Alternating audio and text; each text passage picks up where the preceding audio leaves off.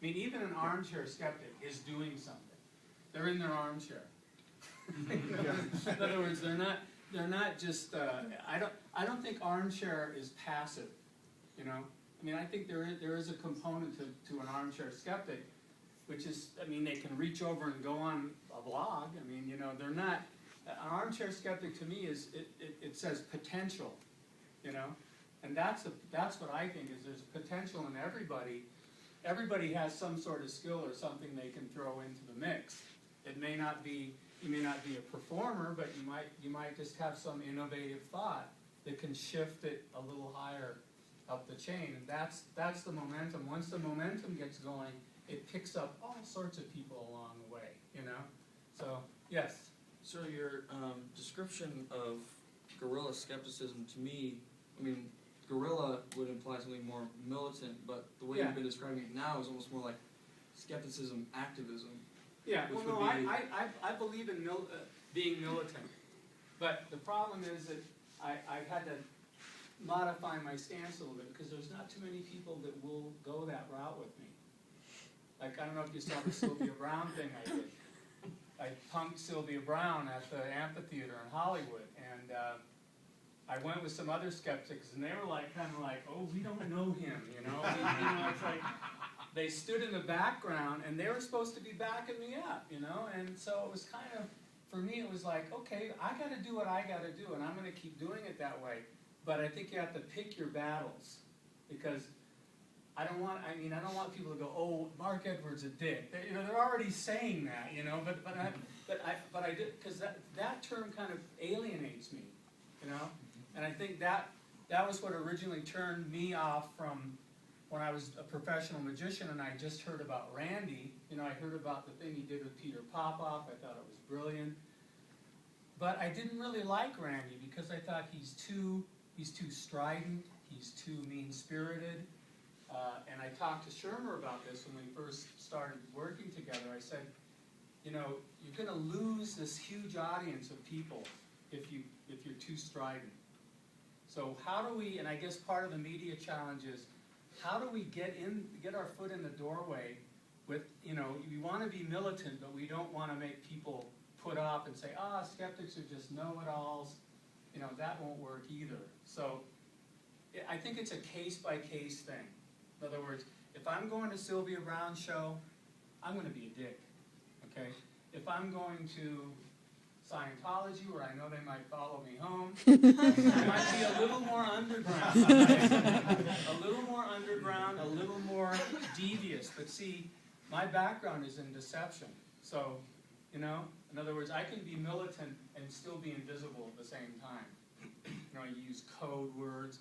I work with Doc Shields, who, if you ever saw the original Loch Ness photos, I did some hoaxes with Doc Shields. And he knows how to be underground, get the attention of the media, but still be effective. So, and it's tricky, but it can be done. And that's what I want to have grow, because if mediums can use deception, so can skeptics. You know? All we're doing is outing this. All we're doing is bringing it to the attention. I'm not trying to hurt anybody, okay? And when I heard Penn Jillette talk at the last CAM, he was like, oh, I'm so concerned that I'm lying to people. You're a freaking magician. What is your problem? Yes, you're lying to people. People pay you to lie to them. People pay me to lie to them. And then there's a magician, Robert Houdin, who said this is the only honest profession, because from the get-go, you're saying to the person, I am going to lie to you, but I'm going to lie to you in a way that you're going to appreciate it later. Because you're going to be amazed. You're going to have wonder come into your life that you wouldn't see any other way. If I don't lie to you, anyway, I'm off the track. The point is, there's effective ways to combat deception. And it's like attracts like. It's homeopathy. In other words, a little bit of deception goes a long way, because a lot of people take it for granted that, oh, the skeptics, they would never lie or do anything underhanded. Why not? I mean, maybe I'm being a little extreme there, but the people who are out there who are conning people every single day and figuring out more deceptive ways, and I know because I work for a 900 company, and I might as well pitch my book right now before I'm done. My book finally is going to get published. It's called Psychic Blues, and Psychic Blues is a nonfiction narrative about my work in the psychic world, and it's going to be published by Feral House Books. And the great thing about Feral House Books is their byline is forbidden knowledge. So I think I found the right publisher for the right material. Forward by James Randi. Forward by James Randi, which is beautiful. I don't know how many people know the movie or the book Nightmare Alley? Oh, go and rent it tomorrow. There you go. I found it on BitTorrent. In my forward, he likened my book to a modern version of Nightmare Alley, and that is like the highest praise I've ever received by anybody, because Nightmare Alley is a book that, and a film that you have to see it to believe it. When I was working as a professional psychic, if I would get a little too high on my horse, start getting a few testimonials from people, and they're saying, bless you, and you have the gift, and you were able to see this happen. You're wonderful. You start to go, well, yeah, maybe I've got something here, and I'd go, no.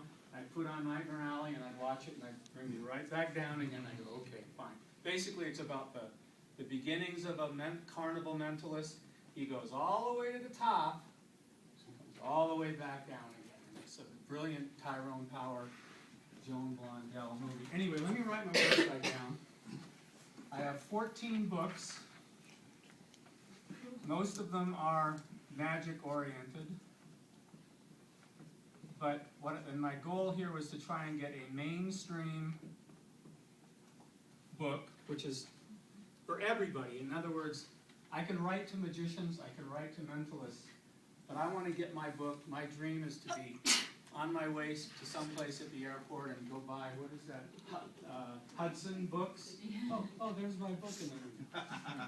In other words, I want people to buy my book and read it while they're on the plane and go, wow, so that's what psychics do, you see? So it's not an expose, it's an actual narrative, and it's every single bit, and one of the reasons I had a hard time selling it, publishers thought it was fiction. We don't handle fiction. I said, this isn't fiction. These stories all happen to me. They're for real. So, you know how they say, write what you know. So, Are you going to be doing an audio version? I want the film version. Skip that. Go to the film. That's been my goal for a long time. Is but you have to start small. Yeah, I would like to have it.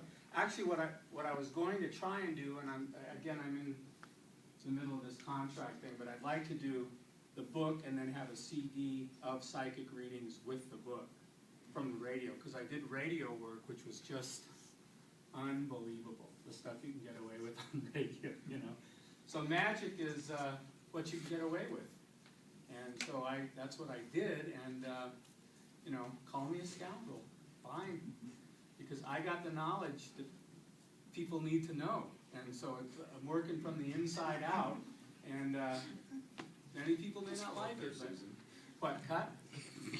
Okay. So she was trying to call you crazy? I guess I better wrap it up. Any other questions? Here, let me just write this down so you'll watch for it. Psychic Blues. If they keep that title. It's what, oh no, they're gonna, but it might be called Golden Age of the Con. Right now it's Psychic Blues, Confessions from a Happy Medium. That might change to Golden Age of the Con. But Just go to your website. It'll have you the... go to my website, it will all be there. And then also, one of my dreams is to be on, well, Larry King's not on anymore, but, to talk about some of this, because